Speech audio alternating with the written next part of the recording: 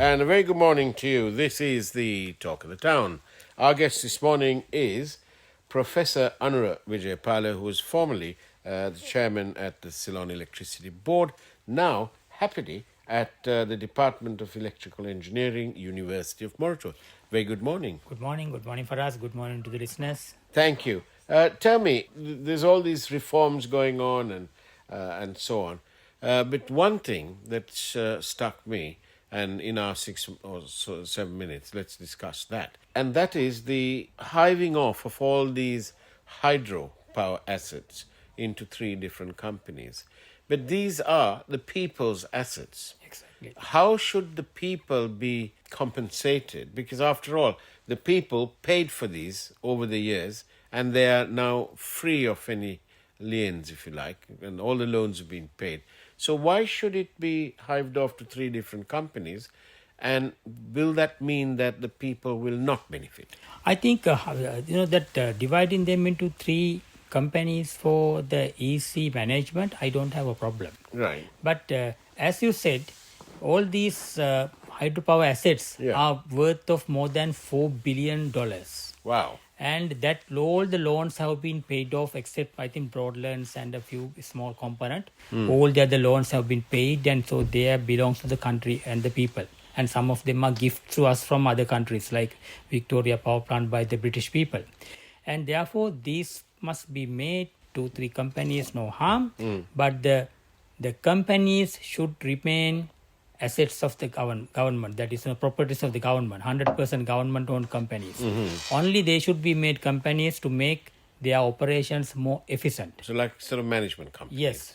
Now what I notice is, when you are in the CEB, now there are good hydropower experts who have been maybe 15 years there. They are trained in many countries. And you find next month they are working in the Noracholi coal power plant after forgetting all these experiences in hydropower.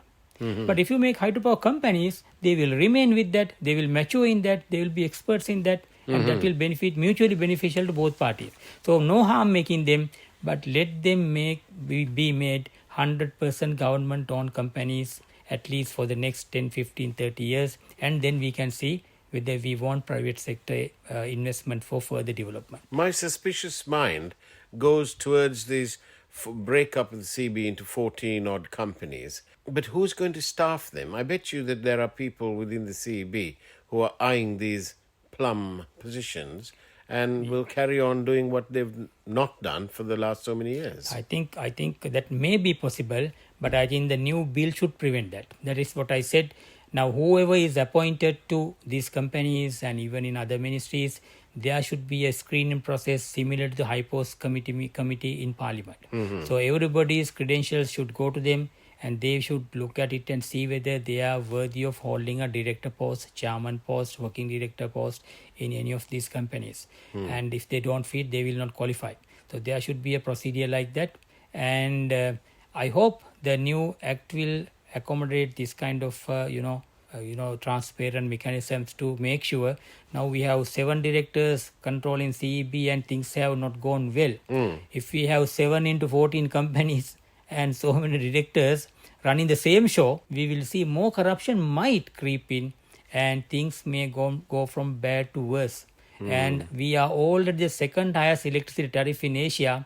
We might beat the record and become the highest electricity tariff in Asia if we don't do properly management of our electricity sector, energy sector, even at least now. Professor Anura Wijayapala, thank you very much for being on Talk of the Town. It's now back to the studio with Dom and Asanka.